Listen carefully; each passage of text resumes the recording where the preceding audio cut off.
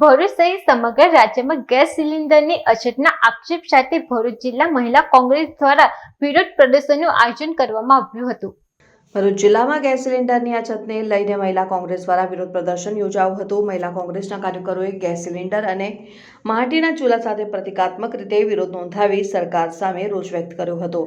પ્રદર્શન દરમિયાન મહિલા કોંગ્રેસના આગેવાનોએ આક્ષેપ કર્યો કે હાલમાં દેશ, રાજ્ય અને જિલ્લામાં ગેસ સિલિન્ડર પૂરતા પ્રમાણમાં મળતા નથી અને ઘણા લોકોને નિયત ભાવમાં સિલિન્ડર મેળવવામાં મુશ્કેલી પડી રહી છે। કાળાબજારીના કારણે સામાન્ય લોકોને વધુ કિંમતે સિલિન્ડર લેવા મજબૂર થવું પડે છે અને મહિલા કોંગ્રેસના કાર્યકરોએ જણાવ્યું હતું કે ભાજપ સરકારના શાસનમાં લોકો વારંવાર લાઇનમાં ઊભા રહેવા મજબૂર બન્યા છે। નોટબંધીના સમયમાં રોકડ માટે, કોરોના કાળમાં ઓક્સિજન સિલિન્ડર માટે અને હવે ગેસ સિલિન્ડર માટે લોકો લાઇનમાં ઊભા રહેવાની સ્થિતિ ઊભી થઈ છે તેવો આક્ષેપ પણ કરવામાં આવ્યો। પ્રદર્શન દરમિયાન સરકારે ગેસ સિલિન્ડરની પૂરતી સપ્લાય સુનિશ્ચિત કરી કાળાબજારી પર કડક કાર્યવાહી કરવાની માંગણી પણ કરવામાં આવી છે। વિડિયો જર્નાલિસ્ટ વિરેન્દ્ર પાટીલ સાથે સત્યા ટીવી ન્યૂઝ ભરૂચ। નમસ્કાર, હું જ્યોતિબેન તળવી, ભરૂચ જિલ્લા મહિલા પ્રમુખ।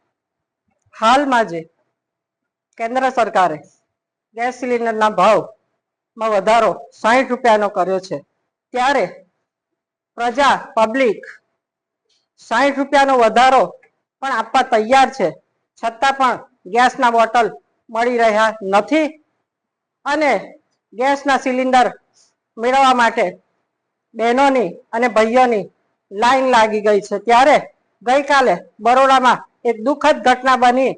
હાલમાં તાપમાન 40 ડિગ્રીને પાર છે, ત્યારે એક બેન પોતાના બોટલ ભરવા માટે લાઈનમાં ઊભી હતી, ત્યારે બેન ત્યાં બેહોશ થઈ ગઈ।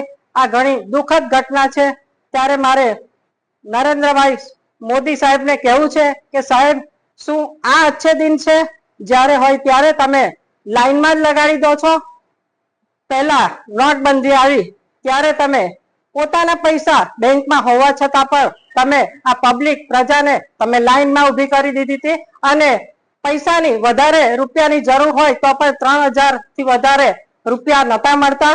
ત્યાર પછી કોરોના કાળ આવ્યો ત્યારે પણ તમે ઓક્સિજનના સિલિન્ડર માટે પણ તમે લાઈનમાં ઊભા કરી દીધા ને હાલમાં પણ તમે જોવો છો કે ઘરેલું ગેસ કોઈ જગ્યાએ મળતો નથી, એના માટે પણ રાત દિવસ બહેનોની લાઈન લાગી ગઈ છે અને ભાઈઓ પણ નું ખિસ્સું પણ હળવું થઈ ગયું છે। આટલો બધો એ આપવા છતાં, ભાવ આપવા છતાં પણ ગેસના બોટલ મળતા નથી અને કાળા બજાર થઈ રહ્યા છે। હાલમાં ગેસના બોટલના ભાવ 2500 રૂપિયા આપવા છતાં પણ ગેસના બોટલના ભાવ નથી મળતા।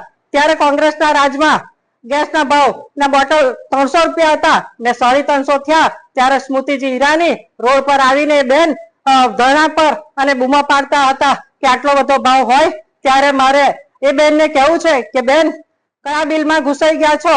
અત્યારે તો ગેસ સિલિન્ડરનો ભાવ 1100 રૂપિયાને પાર થઈ ગયો છે। ત્યારે આ ગરીબ પ્રજાને સામે આવીને તમે જવાબ આપો, શું આ છે અમારા અચ્છે દિન?